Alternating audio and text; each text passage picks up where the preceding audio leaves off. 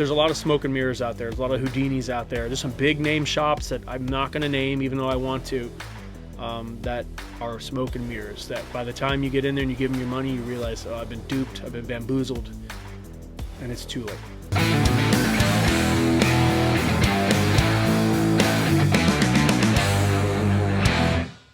What's up, everybody?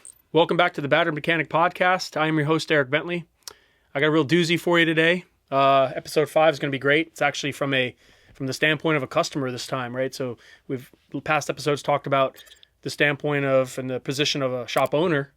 Today we're actually going to talk about customers and what the customers out there should be doing to choose the right shop.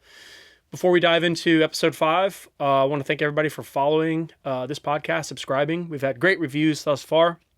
You can not only see this podcast here on the YouTube channel, but you can also listen to the audio version on any of your preferred audio apps out there, podcast apps. So, right, if you don't want to look at my ugly face while I'm talking about whatever I'm talking about, you can certainly put me in your little earbuds there. You can work out when you're driving to work, whatever, and listen to what I have to say. So, thank you very much for everybody's feedback, both positive and negative comments. We enjoy all of it.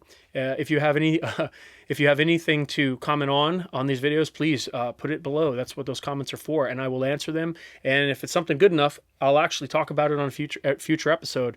I'd like to put an episode together on just people's comments on the videos that we've put out. This is the 5th episode. We have 4 before this. Hopefully you've seen all of them and you've commented and liked and helped to grow this podcast. So without further ado, let's dive into it. A big shout out to Pompano Beach Fire Rescue. I am wearing their hat because I do work for them, so I have that right. If you guys have any hats out there, by the way, if you're a business owner and you're watching this and you want me to give you a shout out, send me a hat. You can comment below and I'll give you our address. And if it's a nice hat, I'll wear it on the show and give you a shout. So, hey, can't hurt, right? So anyway, episode 5. Again, this episode is going to involve the customer this time. So you, John Q. Public, right? You're driving to work this morning and you're thinking, man, I'd really like to work on my car. Who could I take it to? Well, what this episode is going to revolve around is just that, and how to make the best decision on what shop to choose when you want to modify your vehicle. And this could be any vehicle, all right? This doesn't have to be specific to Corvettes, Camaros, things that we do, right? It's any vehicle, right? If you're going to modify your vehicle and you're not going to do it yourself, where do you go? And how do you choose the shop? Because there's so many out there, right? We've talked about this before. There's no barriers to entry. You want to open a shop, you can open a shop right now. You can be a YouTube mechanic. Go rent a bay, get a sign. You don't have to rent a bay. There's guys that do it in their backyards, but put up a sign and get a business card and start a Facebook page or whatever, and boom, you're in business. So as a consumer, how do you know, if the guy knows what he's doing? How do you decipher and weed through the guys that are real and the guys that aren't, right? And how do you avoid those pitfalls? Well, I'm going to talk about this today. I have a long list of tips that should help you choose the right shop. Now, of course, Florida High Performance is one of those, and I am the owner, so I'm a little biased. But if you're looking for any work on your late model GM performance vehicle truck, give me a shout. Holler at your boy. I'd be happy to guide you through the process, send you a quote. And anyway, so let's get right into it. Episode 5: Tips on selecting the right shop to build your car. Let's dive right into it, guys. Tip 1, right? And this is what's going to set the tone and set the precedence moving forward. Know what you want, all right? You're the customer. You're the owner of the car. You need to know exactly what it is that you're wanting to do. That's not to say that you have to know the entire process of how it's going to get done. That's where the shop owner or the manager or the technician comes in and sort of guides you, right? A good shop owner is going to do that. But you at least have to have an idea of what your goals are, what your budget is. That's a big one. Nobody ever knows what their budget is. You have a budget in mind. Is it $5,000? Is it $20,000? Is it $500? You need to know at least somewhat of an idea of what you want to spend. Otherwise, we, the shop owners, the guys sending you the estimates, are going to have no idea where to start. So if you want to have a good experience in choosing the right shop, it actually begins with you. All right, so go online, do some research, go to car shows, join a car club of like-minded individuals who own the same vehicle that you do. Forums are really big, right? You can sort of go online, go on YouTube, like the Florida High Performance YouTube channel that you're watching this on right now. watch our videos. You might have a Z06 Corvette and have no idea what to do. Well, go watch the videos that we put out. They explain to you what you can do in detail.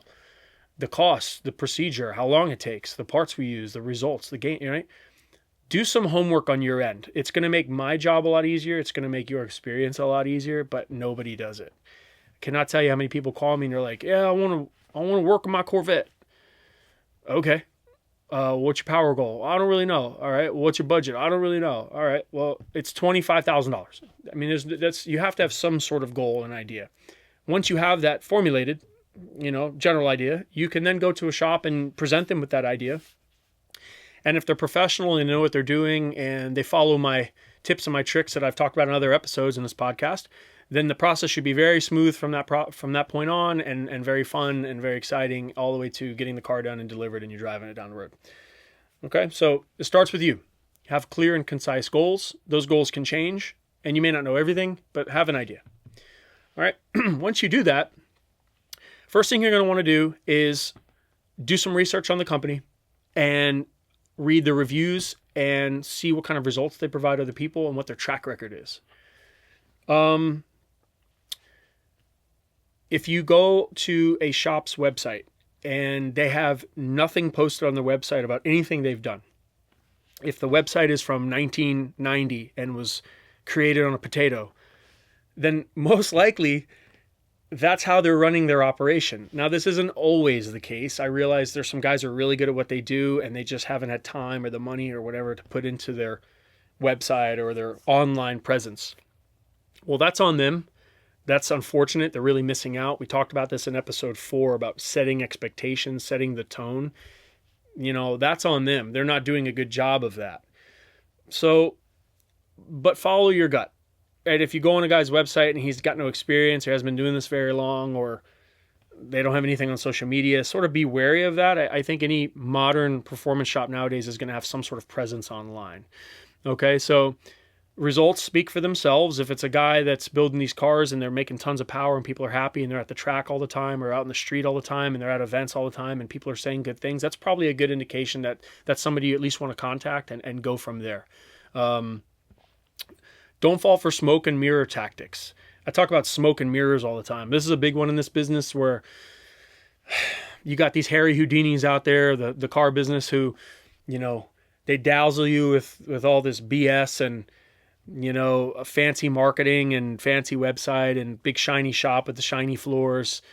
But that's a facade. Behind it is nothing but shit. Okay. And that happens a lot in this business. Guys hide behind that. And then by the time you've given them money and you've gotten the car in the shop, you realize that at the end of the experience, it's shit.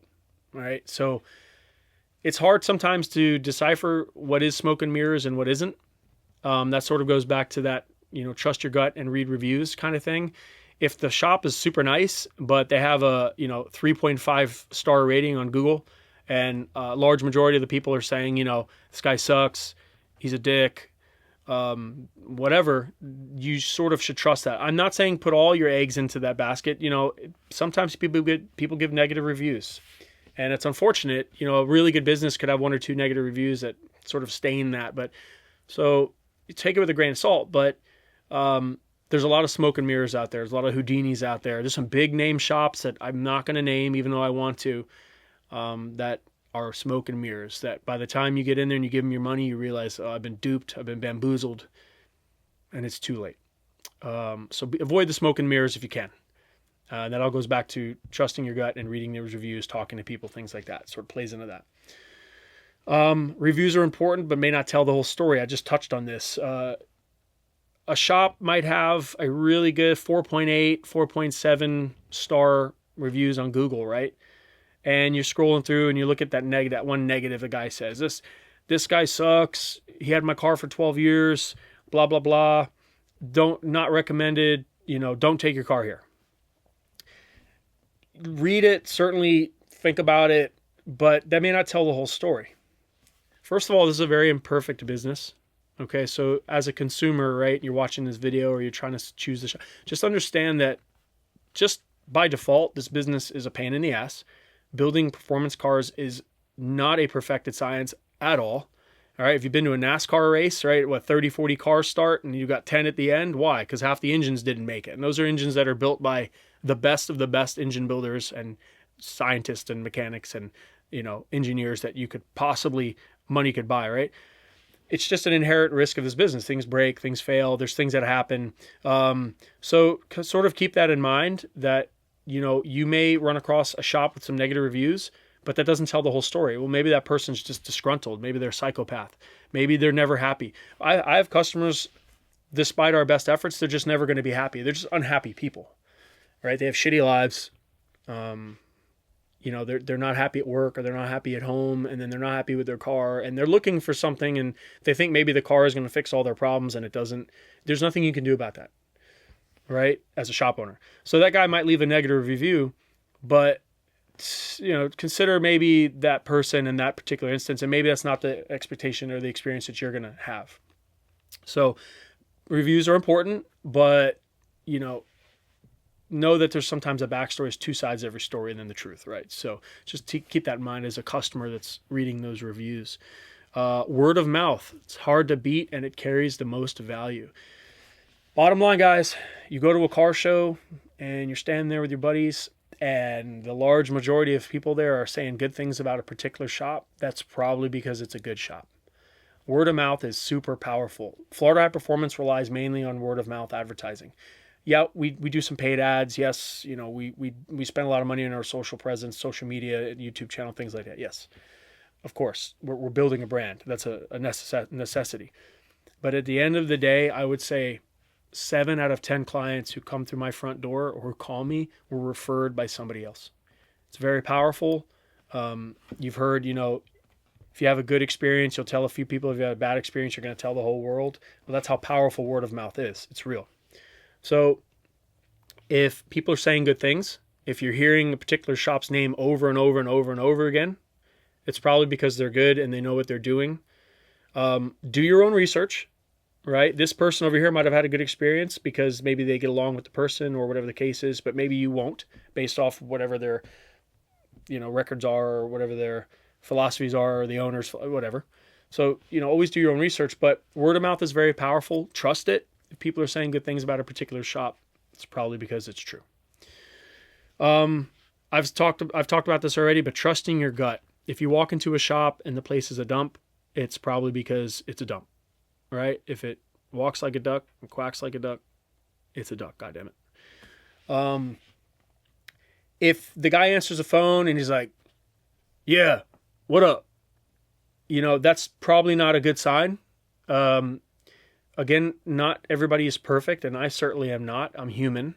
So you consider those things. But if you're starting to interact with a particular shop or shop owner or technician, and your gut keeps telling you, that little voice in the back of your head keeps telling you this is probably not the best place for me, or I really don't like this guy, or he's kind of a dick, or, this place is a mess, or whatever it is, trust that, right? That's your intuition. That's your conscience telling you probably shouldn't bring your car here. Don't fall for the smoke and mirrors. If the shop's super nice, but the shop owner's nowhere to be found, or the communication's really bad, or there's a piece of the puzzle that's missing from what it is that you're looking for out of that particular shop, trust your gut. Don't take your car there. It's probably not a good thing. All right. So trusting your gut's very powerful, right? Just like word of mouth, very powerful. Trust your own intuition as well. This is a big one that nobody ever thinks of. I actually tell this to my customers, or at least potential customers who call Florida High Performance looking for a quote or some information on their build. It's funny. It sounds like JFK. Ask not what your country can do for you. What can this shop do for me if something goes wrong? Right? It's so easy when everything goes correctly. It's so easy. Everybody's happy. Everybody gets paid. The car's great. Everything's great. Everything's wonderful, right? That's easy. Anybody can do that.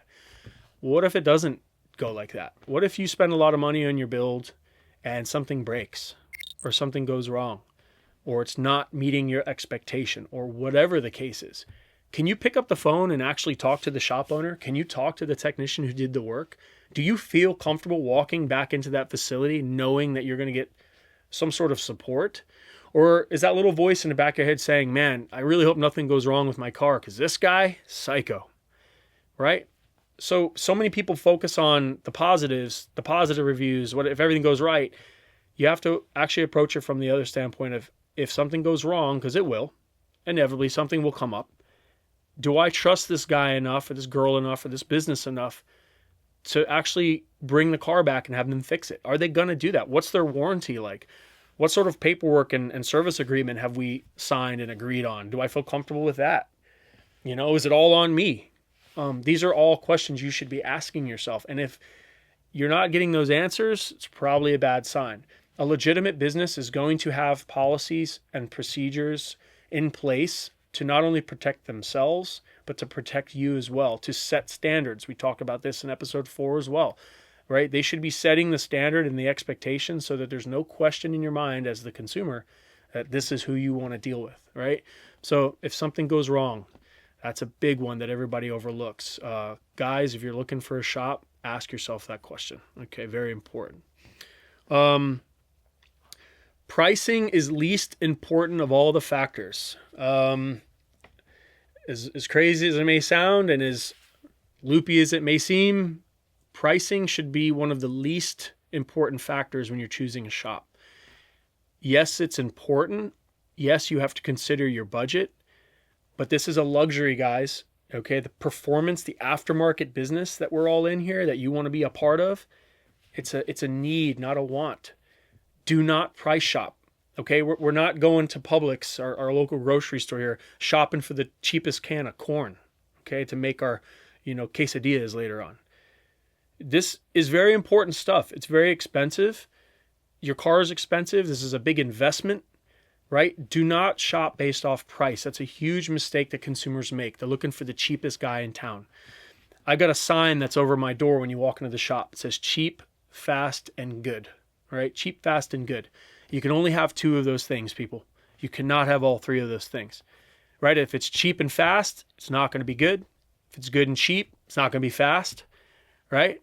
And if it's fast and it's good, well, guess what? It's not going to be cheap, is it? So, and I'm telling you right now, it's the truth. That's the cheap, fast, good is the truth when it comes to this business. Again, you should have a budget in mind. We talked about this at the beginning, right? So you should have a budget in your mind of what you can afford. But if you can't afford it and you really want to deal with a particular shop, don't do the job. Because what's going to happen is you're going to find somebody who's cheaper. Well, they're cheaper for a reason. They're either not a legitimate business, right? The guy's doing it in the back of his house. There's nothing wrong with that, but that's, I don't think, what you're after if you're looking for a professional shop. They aren't qualified, or they don't know how to run a business. So they're robbing Peter to pay Paul. So inevitably, if they're cheaper and they're not charging enough money, then they don't have enough money to keep the business afloat. So what's going to happen there? Well, they're going to take your money and they're going to use it to go to the titty bar on Friday, or they're going to use it to pay for somebody else's bill, or whatever the case is. And that's a recipe for disaster. Again, not mentioning names, but recently a shop in Texas that works on Lamborghinis and stuff like that. You may have seen this on social media. Basically the guy, another shop, and then the dude whose car was at this shop went to this facility. The guy's Lamborghini's sitting there in a lift. There's no motor in it. There's none of the work he's paid for has been done. He has no parts. The shop owner is asking him to get out of the shop. No cameras allowed. Crazy mess, right? That's bad. I think it was like $150,000 of stuff was missing. Anyway, it was all over the internet. Maybe the price was too good to be true. Maybe he went to the shop and it was the smoke and mirrors thing. I guarantee you, before this guy dropped his Lamborghini off at that particular shop, one of those pieces of the puzzle were missing. And either he looked past it because he was excited, or he didn't use his intuition, or he didn't listen to his gut, or whatever the case is. And now we have this mess, right? Now they have this mess on their hands, and that's a bad one. That's sometimes you're going to lose money. It's a mess. So, just sometimes go with the most expensive guy.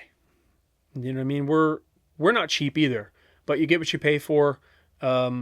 And we feel like we provide the best list of parts when we build our vehicles at Florida High Performance. So if you're basing your decision off price, you're going to lose every time. All right. Quality is a big one, right? So if you're going to shop on something, shop on quality and reputation. all right, and what it is that you're looking for. Be wary of shops who have poor communication. Poor communication is one of the most common things that we hear about when customers call us. They've contacted other shops. They never hear anything back from them. They don't get an email back or a phone call. That's like one of the golden rules. I've talked about this in, I think it was episode 2, about calling people back. If a shop owner doesn't call you back, don't go there. If they obviously either don't have their shit together or they don't care enough to call you back or whatever the case is. That's a huge red flag. I'm going to tell you that right now. If you've tried maybe once or twice to get in touch with this person and their communication sucks, everything else is going to suck after that, guaranteed. You're not going to have some awesome shop who's super successful and everything's great who doesn't call you back. Okay? A good shop that's got their shit together, that has procedures in place to follow up with customers in a timely fashion, they will follow up with you. Okay? So poor communication, that's strike 3 right off the bat for me. I'm out. All right? Be wary of shops who do not provide documentation. We talked about documentation in the previous episode. If you go to a shop and you're dropping your car off and that guy doesn't have a pretty thorough service agreement, or he hasn't already sent it to you ahead of time, or he's not documenting things, or he's not having you sign stuff, that means that he doesn't care about his business. That means he doesn't care about you. That means he's really in it for the quick money grab, and he's not prepared for things to happen, whether they're good or bad or sideways.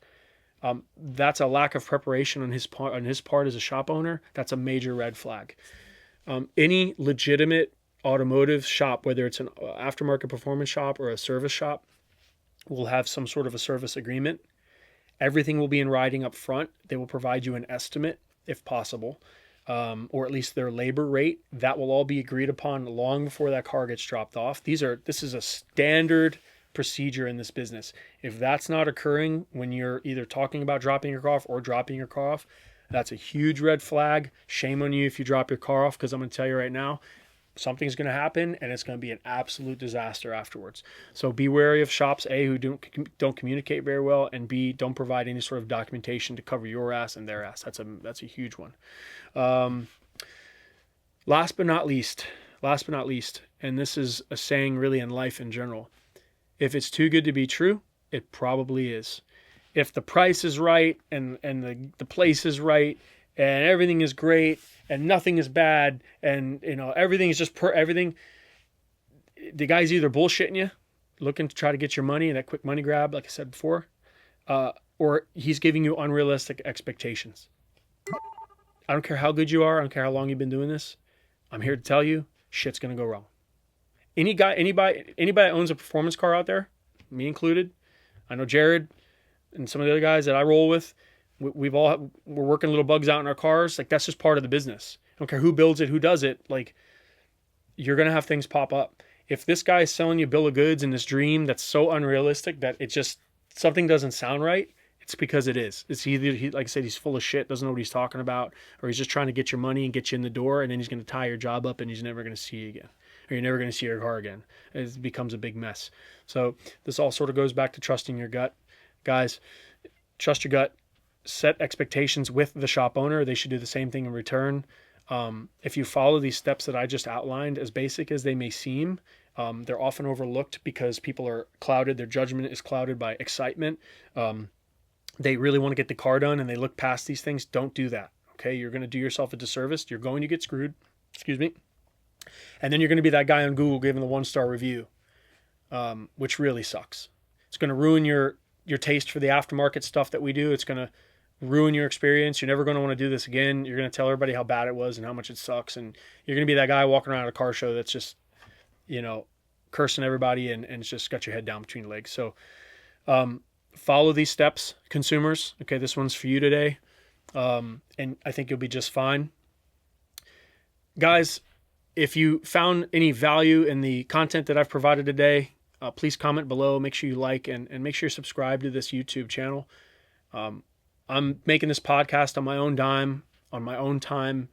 It's not an inexpensive endeavor by any means, but I really feel the need to put this information out there. This business is so weird and wacky. This industry is really the Wild West. I was talking to one of my buddies today who's also in this business. He's a fabricator. It's the Wild West, and nothing but cowboys and Indians out here, man. And you really got to do your diligence and really do your homework before you dive into this and know full well what you're getting into. Follow this list, follow these tips, and you're going to be about 90% of the way there. And then the rest of it, you just got to hope that it goes well, and usually it does. But and then, of course, always remember, no matter what you do, all right, it's never easy. It's always hard. Guys, I look forward to seeing you in the next episode. If you have any questions, comments, concerns, please hit me up. Until then, I'll see you next time. Thanks, guys.